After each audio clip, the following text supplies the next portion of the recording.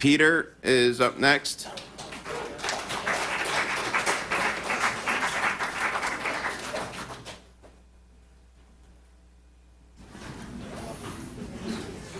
Thank you, Mayor Ford and members of the committee. My name is Peter Wardfed. I serve as the chair of the board of Heritage Toronto. That board has 24 members, all of whom are volunteers, as well as 2 councillors, Councillor Crawford and Councillor Doucette. Heritage Toronto is an arm's-length city agency that has charitable organization status.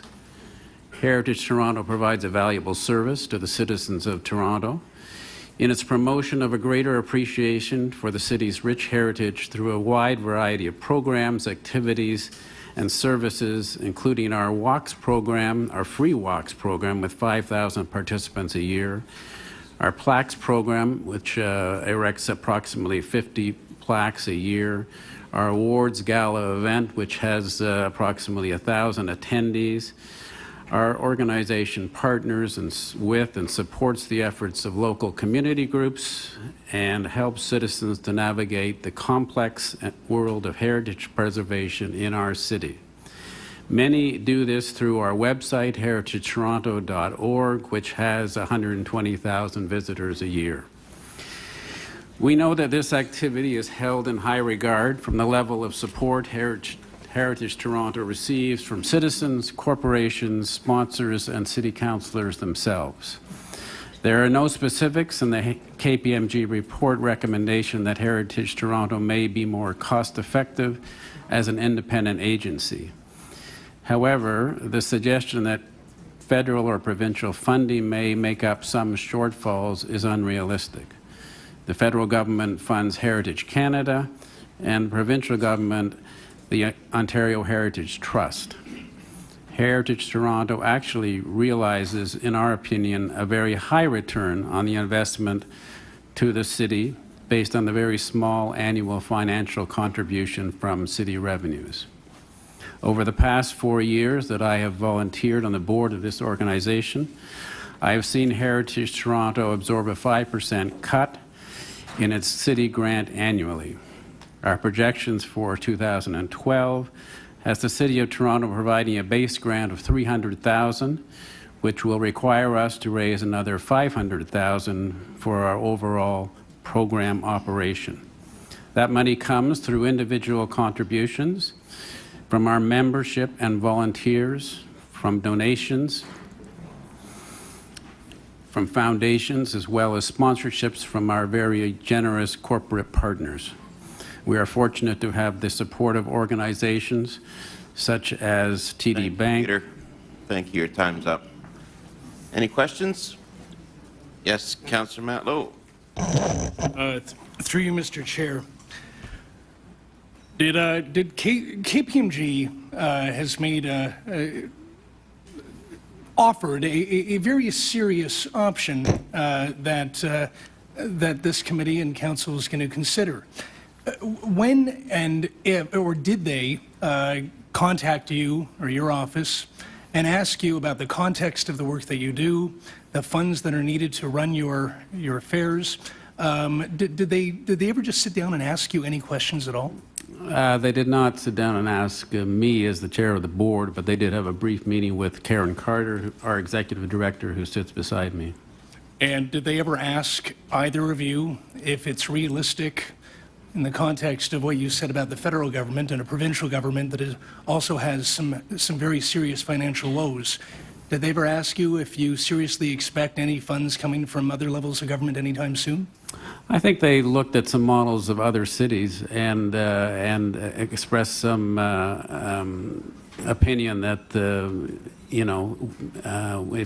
if Chicago gets some money from the state government, then maybe Toronto should get some from the provincial government. Don't American cities have a completely different funding arrangement with their state and federal governments? Yes, of course they do, and same as the comparator to Montreal, which has a different relationship with the provincial government as well. So, do you understand then why are we comparing Toronto to governance models that may not apply or may not be directly analogous to our own? Well, we can compare them, but you have to draw some conclusions from those comparisons, and I don't think they're immediately very valid in terms of what can be changed in the next year or two in Toronto. It just seems to me like we're missing some thoughtful context and kind of throwing examples out in the air. Thank you, Councillor Matlow. I would agree. Sorry. Councillor Wong Tam, 2 minutes. Thank you very much, Mr. Mayor. With respect to cross-jurisdictional examples and comparing Toronto and other cities, those other cities do have heritage departments that are locally mandated and they liaison back to their local government, correct? That's right. And so if we were to eliminate Heritage Toronto or to phase it out or somehow divest it, what would the city be left with respect to a heritage office besides Heritage Preservation Services? Well, I think the city would be left with a lot of, without a lot of education about these issues, and the citizens would be poorer for it. Just as heritage is a key part of our culture, just as art and music and everything else is. And if you divorce yourself from it, then the citizens become poorer for it. And currently, it sounds to me that there's great effort from Heritage Toronto to ensure that the private sector is at the table. Can you describe that relationship a little further? Well, we get funding from a number of corporate sponsors. I began to list them off: TD Bank, TD Friends of the Environment, RBC, Woodcliff Landmark Properties, Laborers International Union, the Carpenters Union, Cadillac Fairview, the McLean Foundation. As I said, the private sponsors and donations make up more than half of our overall budget. So therefore, if the city was to remove itself and to divest itself of Heritage Toronto, we would be left only with 50% held by the private sector. Well, I don't think the private sector would be nearly as ready to contribute if they understood that the city wasn't putting any money up front themselves. So you're saying we would lose the private sector partnership without the city at the table? I would estimate that, No, yes. Thank you. Thank you. Thank you. Councillor Davis, you get 2 minutes. That is so interesting because that is completely contrary to what KPMG suggests. Isn't that correct? That they suggest that somehow if we have an independent business model, you'll be able to access more funding. Are you saying that that's not a very accurate Well, that's statement? 2 sentences out of a 120-page report. Yeah. So I mean, we would have to maintain charitable status, and I think based on other fundraising models in the city, that the private sector is not prepared to donate unless they see that the government is the relevant government entities are there also. And they have not spoken with you about this at all and have drawn a completely contrary conclusion and written it in 2 sentences, and that's all we have. Correct. So for the people who weren't here listening to you today, comment on what your informed perspective is, they would not know that your position is completely contrary to their analysis here. I suppose they wouldn't, no. I mean, we have published our position on our website, so we've made it available to the people that access our communications. But Thank you very much. That's Councillor Mamalidi, 2 minutes.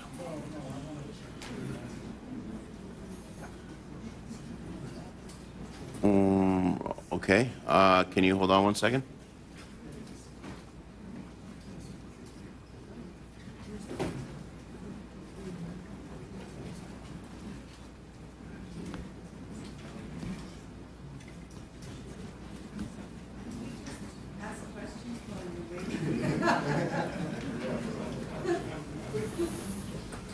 Since we approved 2 minutes for questions at the beginning of the meeting, we have to reopen the item, and you're going to have to move a motion to change it from 2 minutes to 1 minute. So we have to do a reopening, number 1, and then move it to number 1. No, they still get to speak for 3 minutes. It's we only question for a minute.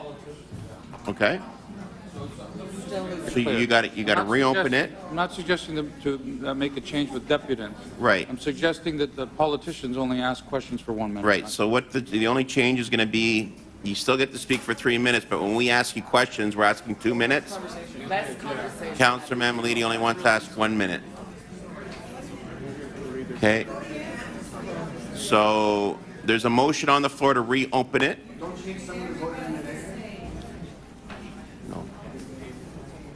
No, you vote with the majority. You vote with the majority. Okay. So all in favor to reopen? Opposed? That carries. Now the motion to reduce the questioning for councillors to deputants from 2 minutes to 1 minute. All in favor? Opposed? I better, did that pass? Did it pass? You know what? I'm sorry. We're going to have to get a recorded vote on this. I couldn't count it. Okay, so all in favor of reduce from 2 to 1? 2 to 1. Okay. Dahlgren, Mammoliti, Ford, Milchin, Min and Wong. Against? Okay. Opposed? Ainsley, Bernay, 5. Who's in?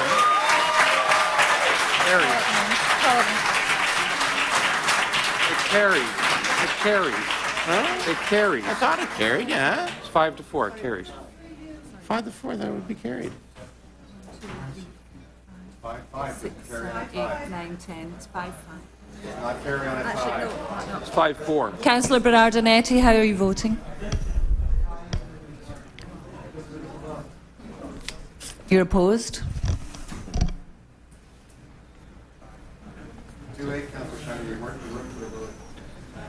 We can take another vote on this. The motion loses. The motion. It's up in the air. It's up in the air. The motion loses. Councillor Shiner, how are you voting? Reducing it from 2 to 1. He can't vote. Favor? Councillor votes in favor. Motion loses 6 to 5. No, motion carries. Motion carries 6 to 5. Motion carries. But the vote was closed. The vote was closed. Councillor Shiner was in there. It was he has to take recorded. the vote. All right. He was not recorded.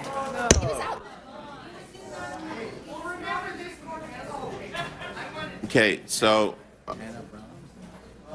Yeah, I was going to say, okay. So now, Councillor Shiner was in the room. What do you mean he was in the room? Okay, so now hold on 1 second. So now we have to move, I'm gonna move the motion to extend the meeting, because technically the meeting's over now at 10 o'clock. I'm gonna move to that we finish the item till whatever time it takes to finish this item. Could be 6, 7, 8 in the morning, probably will be. I'm moving to finish the item, period. All in favor?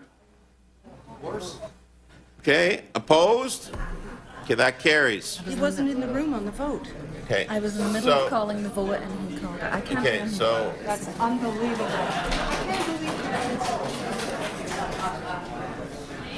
okay. Thank you. I think you're finished. I don't know if I should feel privileged to have caused the executive committee to take this debate. Thank you. You need to be a wee bit faster. That goes that.